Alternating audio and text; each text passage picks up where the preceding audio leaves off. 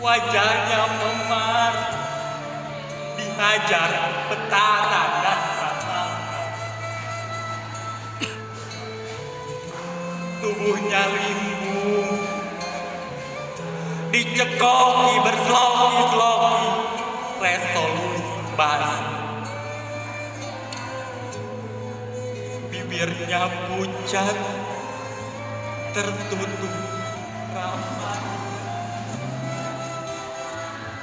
Dari matanya yang nyaris buta, berjatuhan kata-kata, tolong, tolong. Hak asasi manusia, resolusi, keadilan telah hilang, diculik dari al-manam.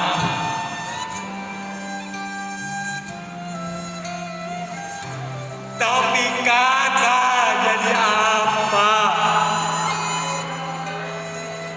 Tanpa nurani dan suara. Sementara keran-keran kekuasaan meluapkan drama-drama tanpa logika. Telah bertahun lalu,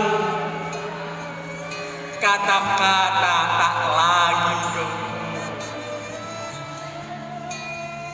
Ia jatuh sakit karena terlalu sering dibantai dan dibungkam. Orang-orang menyeret mayatnya pagi ini bersama kisah-kisah serta puisi